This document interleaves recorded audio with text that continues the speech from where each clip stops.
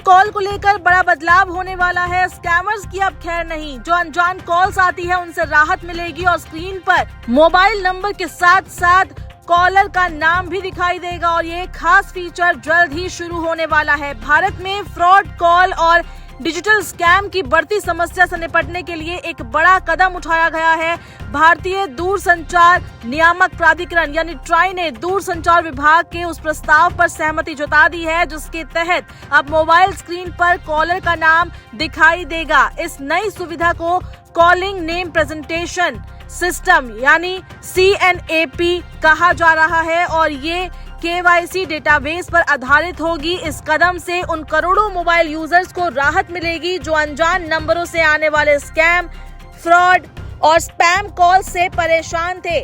Mobile पर आने वाली कॉल में कॉल वाले व्यक्ति का नाम अब दिखाई देने की सुविधा का दूरसंचार कंपनियों ने परीक्षण करना शुरू कर दिया है और उम्मीद की जा रही है कि ये सुविधा जल्द ही देश भर में लागू हो जाएगी। जो जानकारी सामने आ रही है उसके मुताबिक मार्च 2026 तक ये सुविधा लागू हो जाएगी। दूरसंचार विभाग के सूत्रों ने कहा है कि वोडाफोन आइडिया ने हरियाणा सर्किल में CNAP सेवा का पायलट परीक्षण शुरू कर दिया है, जबकि जियो भी जल्द ही इसी सर्किल से परीक्षण शुरू करेगी। इस सुविधा के तहत कॉल करने वाले व्यक्ति का नाम रिसीवर के मोबाइल स्क्रीन पर दिखाई देगा, जिससे यूजर को कॉल उठाने से पहले ही पता चल जाएगा कि उसे कॉल आखिर किसने किया है। आपको बता दें कि रोजाना ऐसे कई स्पैम कॉल्स, कई स्कैम कॉल्स आती रहती है, जिससे लोग काफी परेशान रहते हैं और अब इस सुविधा से उनको राहत मिलेगी।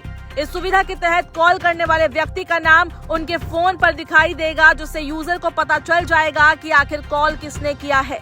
विभाग चाहता है कि मार्च 2026 तक इस सुविधा को देश भर में लागू कर दिया जाए। दूरसंचार नियामक ट्राई ने एक दिन पहले ही दूरसंचार विभाग के उस प्रस्ताव को मंजूरी दे दी है, जिसके तहत ये सुविधा सभी यूजर के लिए डिफॉल्ट रूप से सक्रिय रहेगी।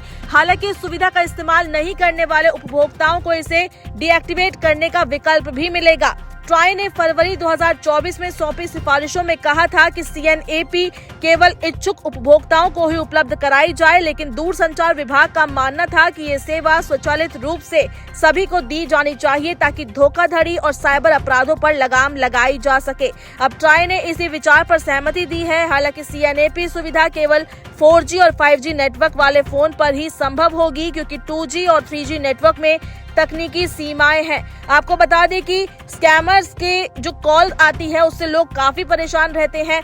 कई फोन कॉल्स को उन्होंने ब्लॉक भी कर दिया है, लेकिन उसके बावजूद भी स्कैमर और स्पैम कॉल्स अलग अलग नंबरों से आई जाती है और लोगों को यही लगता है कि शायद ये उनके किसी परिवार वालों का कॉल हो, लेकिन जब फोन उठाते हैं तो उसके बाद पता चलता है कि ये कोई स्पैम कॉल है या कोई स्कैमर है, जिसके बाद वो काफी परेशान हो जाते हैं। लेकिन अब एक बड़े बदलाव की तैयारी की जा रही है।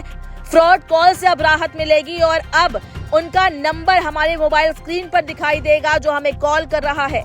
ये जो सुविधा है ये मार्च 2026 से लागू हो सकती है।